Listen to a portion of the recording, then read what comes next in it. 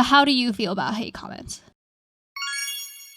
Welcome back to Sassy with Mickey and Kev. I'm super excited for this. Do I need a badge for this episode? Yes, Kevin is the official Instagram boyfriend, tech reviewer, video backup, Producer. behind the scenes man. So today we're going to talk to him about all things related to internet fame and how it has unexpectedly taken a positive and maybe some even negative tolls on his life and how he has assimilated into his current role. So let's talk about how you grew into this role, because contrary to what many might think, when we initially dated, I never dated you with the intention of like, oh, he's going to be in the content, he's going to be so good for the brand. I obviously didn't know whether or not you'd feel comfortable on camera, and I also didn't know if I felt comfortable showing you on camera. Like, what if we broke up? Like, Yeah. Oh my gosh, that would be such a terrible... I wouldn't want to go through a public breakup if I could avoid it. So I was really doing a lot of thinking before I showed you to the world, essentially. What did you introduce me as then, though? You didn't introduce me as boyfriend. You were like friend. Yeah, you were my friend. And the reason being was because, well, we didn't really have all of our ducks in order at the time either. So you didn't think about it that much. Because you were pre-match, which means we didn't know where you were going to end up for the next 5, 6 or more 7, 10 years. years. Yeah. So we wanted to kind of have that caveat out there until we really, really knew what was going on. You were staying with me, so it was pretty difficult to film unless you just remember what you did? What? You were really self-conscious at the beginning, and you would tell me to go to the bedroom while you were filming outside. I don't like people watching me filming. I still don't like people watching me filming. What about me? You also, similarly, when you're on a Zoom call, you don't like it when I'm watching you, right? Why are you watching me on a Zoom call? You don't like it if I'm in the room. You prefer if I go upstairs so you I can do agree. your own thing. Anyways, we introduced you as a friend, and initially you kind of joined me on some TikTok dances, and it's just truly more interesting to watch two people in a dynamic than to watch one person on their own, because there's only so much you can learn about a person when they are not interacting with somebody else. So I think people really enjoyed seeing that side of me and, of course, learning about you. How did you initially feel about the TikTok dances? A lot of people think I coerced you into doing those. I mean, it was just very awkward. But you didn't mind doing them, right? It was fine, yeah. It wasn't like your favorite thing in the world, but you certainly Yeah. were up for it. There were some ones that were better than others. Did you feel really self-conscious Yeah. initially? Mm-hmm. Did you care about this? Do you care about how I feel? Yeah, I don't think I ever forced you to do anything that you weren't comfortable with. Maybe later on down the line, but not initially. Certainly not initially. And then I think we kind of grew a little audience that loved and cared about us on YouTube, and they wanted to see you more regularly on the channel. So I was like, okay, yeah, I guess we could have him as a regular cast member. Wow. Yeah. So nonchalant. One of the most common comments we get to this day is Kevin really now feels so much more comfortable in front of the camera. You even vlog some days on your own. You voluntarily document things. Yes, you're welcome. I guess let's talk about your growth over the years. And do you have any thoughts on that? I mean, I primarily still play a very supporting role in all of this. Like, I don't regularly post my own content or have a schedule. The only active role I have is to make sure that all the supporting things Mickey has, she has. So like all these microphones, her cameras, and all the techie stuff, which is like a very large chunk of what needs to happen behind the scenes, I would say. Mm-hmm. And I enjoy doing those things. I probably spend an unhealthy amount of time trying to figure out what's best. I do not think you spend an unhealthy amount of time. You read like 2 reviews and you're like, all right, let's buy it. That's not true. That is so true. In terms of the production aspect, before the podcast, all you did was show up on camera, right? And then I would press the record button and make sure all the cameras and yeah, stuff and Kevin were would fine. help me film when I needed an extra set of hands. But everything post-production is done by me and Your team. everybody else on the team. But now Kevin has a more active role with the podcast. He not only figured out all the equipment, but he also, now organize the files into a folder. That's very, very advanced. It's Actually, kind of a lot of work. So I It's appreciate that. Quite a lot, since our podcast setup is kind of more of a budgety setup. Like all our cameras still has like an SD card and like a battery that we need to replace every episode, instead of all of them being connected to like a central brain with like a power plug. Because that's an additional like 6-7 grand, right? Well, the cameras would be more expensive, and you need to buy like the software and then the hardware. So we literally just have 3 cameras pointing at us with a portable mic set up here. Man, it works great. I don't know how you guys think about the audio quality, but I think this is pretty good. Yeah. So that's my role. I feel like things have changed a little bit. You know, the canonical Instagram boyfriend was the one who like took photos and did all that, but like now that kind of model is not really that prevalent. Like, you know, on Instagram, it's less of a focus on photos and more of a focus on like short videos and stories. You're in a lot of the content, which means you're not the one filming the content, right? So the way that it works when Kevin is in residency right now, he's obviously on research, but what I will do is I'll tell him, I'll look at his schedule and I'll see like, okay, you're going to have more time on Thursday. You're going to get home earlier. So I'll tell him I have 3 ideas. It's only one dance and it's the same dance 3 times, you know. And I'll tell him exactly what to expect and what's to come. But Kevin always has a great attitude. He's always willing to participate as long as I give him a heads up, right? Yes, most of the time. Unless it's not really like a reasonable dance that I can do. You're pretty good at dancing now. I can get through all the motions correctly. Yeah. Did you ever expect to be on social media or to have a presence? Not really. Was not my purpose or identity. Really, you never wanted to be internet famous, be honest. Not really. I think if I ever wanted to have a presence, I would want to just have like an unboxing channel where people send me stuff and I would open it. Did you ever think you would date somebody who is internet, no, where would I famous? Meet them? But you slid in my DMs. You responded to my DMs. Yeah, so you knew what you were signing up for. I don't think so. Okay. What would you say are the biggest perks of dating an influencer? There's a lot of different perks. It's not necessarily free stuff, but it's like new exciting things that you get to try out that you would never really get to do. So what Kevin is talking about is receiving PR packages. So I would say on average, we receive packages almost every day. Which is great. And there are some days where we receive a stack of presents and some days where we don't get any presents at all. Those are sad days. But Kevin loves unboxings. So you'll just go through and like open all the things. You don't even care what's actually in the packages. You just want to see the display. And the hardest part about it is to make sure that we have enough space in our recycling bin. Agreed. Yeah. And also just like clutter management. I mean, just in general, it's exciting. Like it's part of the job, but you get to work with new technologies and try out new things and be creative, which is aspects of things that you don't get to do as working like a regular job. Yeah. So I would say social media has brought you specifically some opportunities that probably otherwise wouldn't be possible, right? Yeah. Also, it's it's becoming very important in the world to have a social media presence, whether it's for your own business or your own professional life, right? Like if you're smart about being able to curate your profile and your landing page, then you have a way of communicating with other folks and also attracting people to your businesses. So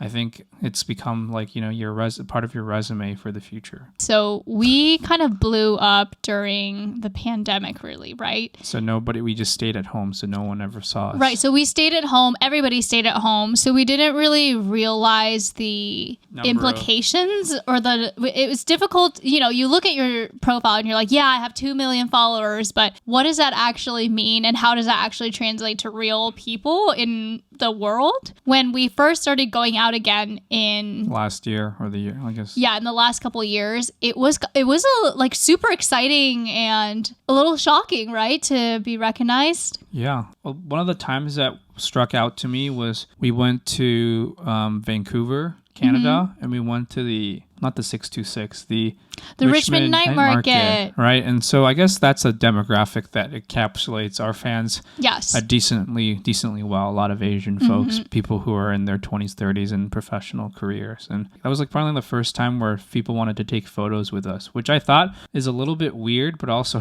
kind of exciting. I don't know. Was that one of the first times? Well, the first times where it was like, it happened like a lot. I right? see. Like sometimes we Yeah. would go to, let's say, our boba shop and someone would take a selfie with us, but there wasn't really a line, but there was like a bunch of folks who wanted to take a photo with us. Yeah, it was like a right? nice congregation. And it felt really nice, right? To like get to meet people. For me, I think of everybody who watches our content as our friends, and getting to meet our friends in real life always To feels really justify- special to me. I think it justifies a lot of what Mickey wants to do. And it's not easy to do the social media stuff on a day-to-day basis. One time, Mickey was having a not so great week, and I think we had to shoot an ad for one of those scooter things. So it was like in April, and we went to look at the cherry blossoms at Yes. University of Washington. We like scootered over there, which was fun. But then I think there's more people that recognize you, but only a small portion of them are like brave enough to care enough to come talk to to you. talk Like some to us, people right? like will just look and whisper or like just acknowledge that, Yeah. oh, those are those people, right? And they don't have to go up and say hi or anything, which is, I think, perfectly reasonable. Mm-hmm. Like some people are deciding whether to say hi or not, and then if one person Somebody somebody else else is already like, hey, comes. can I take a picture of you? I watch your stuff. It's great. That's so crazy that Yeah. I'm seeing you in real life. Then the threshold for somebody else to do that becomes lower. So there were a lot of people there also that wanted to say hello to you, and then afterwards you're like, oh wow, this is great, and then you had better energy the rest of the week to I had the finish. worst day ever that day because not only was it so cold, but I was having seasonal depression, and the scooter hit a part of my ankle, so my ankle was like low-key bleeding a little. Oh my But gosh. getting to meet you guys really did make my day so much better, and I had a good attitude for the rest of the week. Okay, so when we get recognized, though, people always recognize Kevin. They don't That's not recognize true. me. There's been more than a handful of cases in which they just hand me the camera and ask to take a photo, though. It's funny because kinda I weird. always assume they want you in the picture, That's too. not true. That's not always the case. I know, but I always assume that, like, because you are such a big part of my content, that, like, you are also part of the brand. I mean, you know? sometimes I was like, I take the photo, and then they ask And sometimes if they're I like, was- yeah, let's will Kevin come in the photo? Yeah. When we're in public, it's much more, like, Kevin always looks the same. So if you see him in public, you know it's Kevin, right? What do you mean? And then I'm a little bit like, you know, sometimes I look really good and sometimes I look really bad. But when we're in public and someone tries to scream one of our names, they'll always scream Kevin. Like the Home Alone I think your screen. name is also just easier to pronounce. I mean, there's so many Kevins out there. What if they're not attracting the right Kevin? That's true. I've never thought about that. It's a very tough life, you know. We have to be careful of what we're doing outside and inside. We have to be model citizens. We are on high alert at all times just because a lot of the times there are eyes and ears listening and watching us. And sometimes we have bad days. We are very human. So sometimes we'll have a little dispute in public, or maybe we're not in the best mood. And That's normal, right?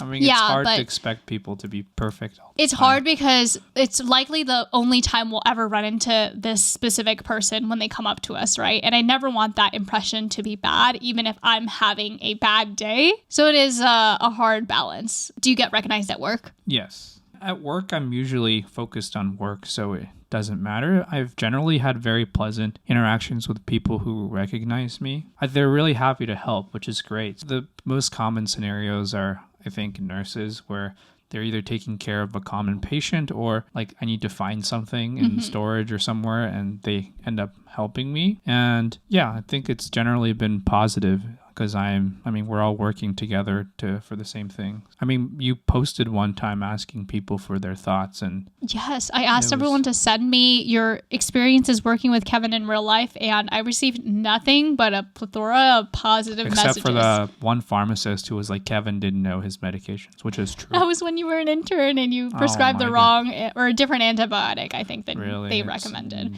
I think you're a very pleasant person to work with. Like, you're on top of things. You respond to people right away. I think the biggest pet peeve for nurses is when residents don't respond or aren't trying to help. And you always have a good attitude. And I feel good knowing that you are the person I'm dating, right? Like, you are truly doing the best for patients. You have your extra eyes out there at work for me? Yes. That's kind of scary. If you or I were to do anything sketchy, I'm sure there's plenty of people who would go and tell the other person that, hey, I saw so-and-so, do X, Y, Z. Have you gone on any secret dates since, Yes. you have? Yes. When? With the dog every day. Do you think he feels any differently being an Instagram dog? Yes, he gets all these like cute little packages and he gets to enjoy some fancy food. He recently got sponsored by Pet Plate, which he loves to death. He loves fresh food. He has a nice life. Lucky Rye pays his own bills. We're net positive for Lucky Rye. I want to go back to this thought. So like Mickey has a lot of her friends who are content creators and things. And, I've talked to a bunch of other guys who are in the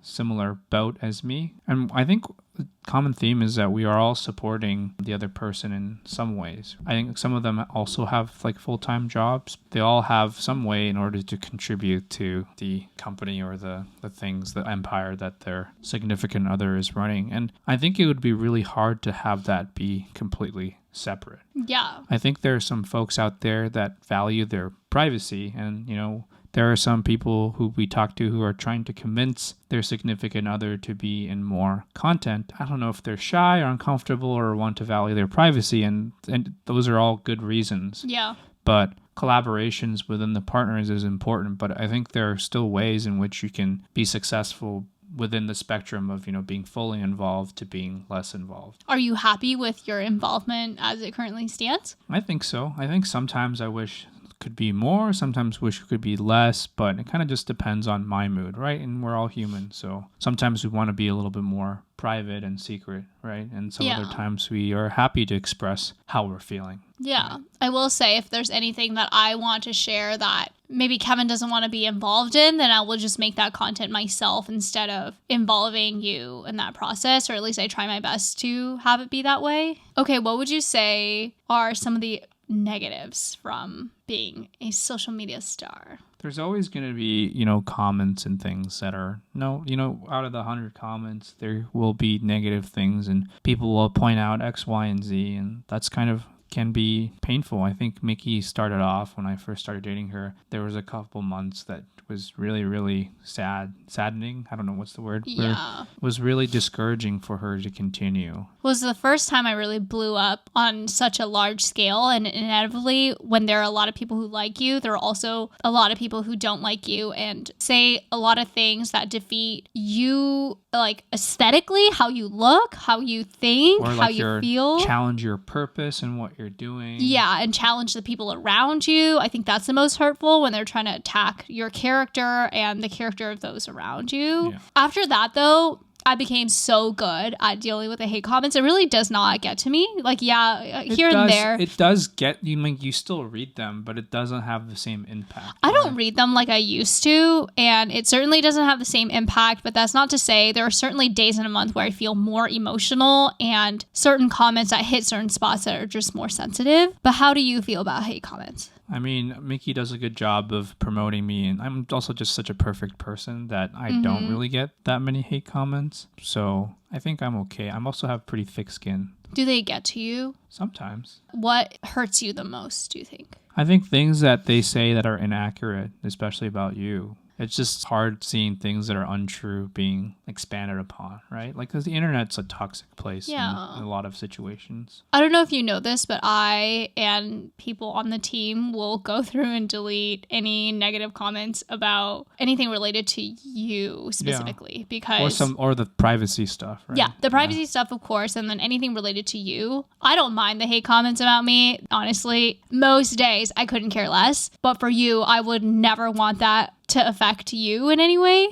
So I try to do my best to kind of shelter and protect you from that. But also, people just don't hate on Kevin the same way they hate on me. So it's a little different. I mean, also, the one thing that is hard doing content is that it's especially difficult to separate your own personal life from things. And I mean, people in general these days document what they do regularly. Like if you go to like a wedding or something, like everybody's got their phones out, and at a baseball game, social event, people are recording stuff on their phone and posting on social media, regardless if you have a content creator or not. The scale is a little bit different, right? Like the production value and the things you have to think about is a lot different. That can be a little bit stressful, especially, you know, if you're technically on vacation or something. I think like sometimes we would try to take a couple days off and we end up, oh, this is so wonderful, we can make a video. And so things become a little more stressed again. A fine balance of figuring out what's best for everybody involved. If you could go back in time and you could date me, but I could not be a creator, would you choose the version of me that wasn't, or would you choose the version of me that was? What would you do instead? I don't know. It's what I love the most. You're going to go to medical school? No. I'll support that version. I think it would be interesting to see. You just want me to suffer. I agree. You want me to endure the pain you endured. I want you to have shared experiences of difficulties. I don't want that kind of... I don't wish that pain upon anybody. I don't even wish it for you. I'm just kidding. But I think social media has brought us so many opportunities we could have otherwise never even dreamed of. For example, getting to go to some of these galas with A-list Asian celebs and getting to meet some of our biggest role models. Having the opportunity to do collabs with, for example, Marina Bay Sands. Like, that's bucket list level things, right? Crazy rich Asian things. But also just like on a personal scale. Like, right, you having a platform of this size lets you, you know, reach people that you never expected to reach in places you never expected to be. I mean, sometimes we forget that, you know, the things that we post, whether it's serious or not serious, does make an impact on people. And so that is pretty powerful. What is the coolest interaction you feel like you've had since starting social media? Or most flattering? Most flattering? I don't know. I think a lot of people come up and say that, you know, I've watched your videos and I'm a big fan and all, like I've made life decisions because of seeing what you've made, like whether they decided to go to medical school or decide not to go to medical school, right? So your 36-hour scholarship video had an impact on their life. Yeah. So, I mean, changing even one person's, like, if you're a mentor in school, it's even hard to even change one person's life. So to be able to do that is, you know, it's pretty insane. Yeah. What do the people in your personal circles, whether your family or your friends, what do they think of your new endeavors? I think a lot of people didn't expect me to be in social media. I'm like pretty awkward. I'm not the most well-spoken or beautiful person in the world. You're so beautiful. Oh, well, thank you. I think there's a couple of philosophies. There's people who do watch the content and provide some feedback, but it's relatively neutral. I think there's definitely people who watch it and don't really talk to me about it. And then there's people who kind of understand what's going on and ask me about it or are slightly curious about it, but don't want to prod too much. But social media is a large part of my life, but it's not all of my life, right? And there's all different parts of it that we don't necessarily share, like my work stuff and my friends and families and things like that. So there's other things. So generally positive from the people around you, you would say? And what are the negative things that people are saying? I think some people have opinions about like, oh, you should do this, you should do that, right? Like, I mean, everybody has their thoughts and sometimes people will make suggestions or... So unsolicited advice, would you say? Yeah, unsolicited advice. I think there's also, I don't know if it's a form of jealousy, but I think people don't understand what it means to be doing social media for the most part. Yeah, gossip surrounding, right? But most of the time it's been pretty respectful and positive. Yeah, I never expected to be in this position today. I think in general, we've done a really good job just trying to protect you and not disclosing too much information. Yeah. And I think it's better to lean on the safe side and slowly edge towards what you feel is comfortable for you. A lot of people, I think, air everything out and then you can't take back anything that you've said on the internet. So we try to be careful and we try to be respectful of those things. And it's not like we're doing anything too controversial with the things that we're trying to say. We're just trying to document whatever we're doing in our life, share some of our stories, share some of our past to present. So I will say it probably helps a lot that I'm the one doing a lot of the driving for the social media stuff. It's not like you're the one. I'm just the passenger. It's seen as more positive because you're not the one. I'm not the one responsible. I'm just... Exactly. Even if anything were to go wrong, I'd sort of be the responsible party. But you would never let anything go wrong.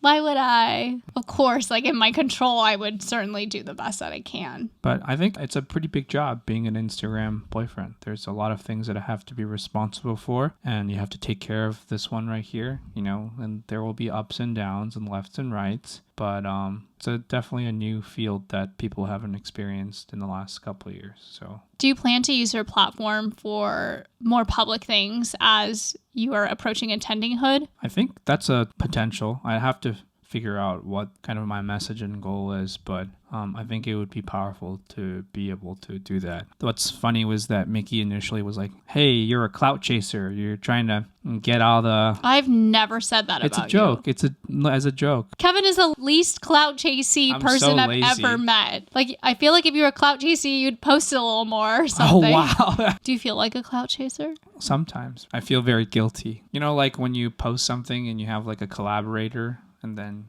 you're trying to get all the extra views. But I want you to get all the extra views and all the nice things. It's all about perspective, right? If some random person did that, they'd be like... But the funniest part is that Kevin doesn't even want any of it. He's like, oh yeah, I mean, it's nice to have it, but it's not something I lose sleep over or monitor like a hawk. Not really monitoring the number of views I'm getting or the number of likes. Though you did get a little taste of what it felt like to be me this year, as you're a little bit more hands-on during research and how difficult it is to post something and write a caption. Oh my gosh, it's 5 p.m. Yeah. It's a full-time gig. So no regrets? No regrets.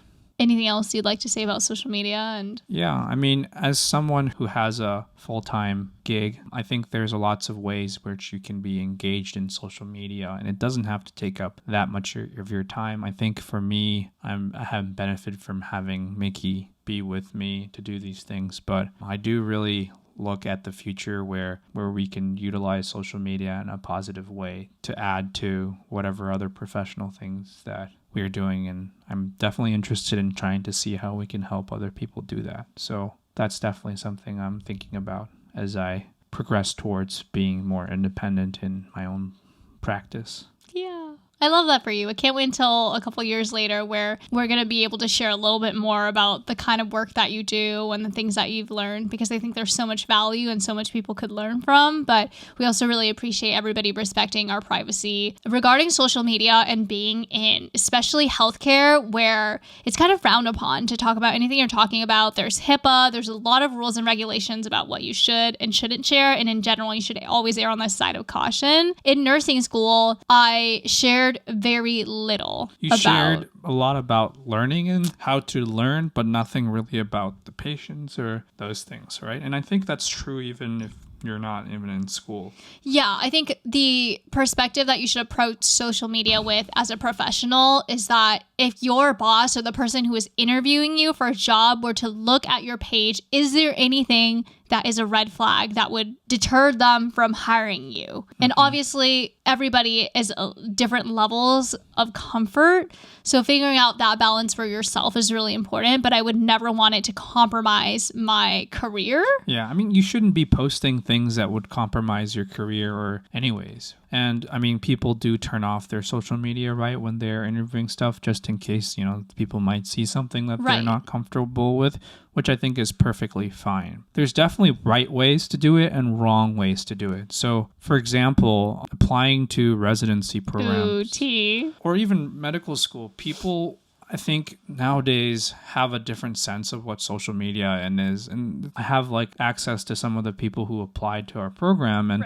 sometimes they would literally write, be like, I am in charge of a social media platform for my dog with X amount of views. And the numbers are fine, but I think even for me, and especially the older generations who are looking at this, you need to explain what the implications of the numbers actually mean and what kind of impact yes, I have 30,000 followers and I've supported over 1,000 people in their application to become a nurse, or whatever the context is that you can give. Imagine if I'm interviewing someone, they're like, what are your hobbies? And you're like, social media, I have this many followers. That's not a personality. That's just I would be like, oh, that's kind of weird. But I don't think it's weird, but I think you need more context, certainly. Yeah. But if I were to have, let's say we started dating earlier and you were earlier on in your med school journey, we would have had to be a lot more careful about what we put online because you wouldn't have gotten over the residency hump yet, right? Mm-hmm.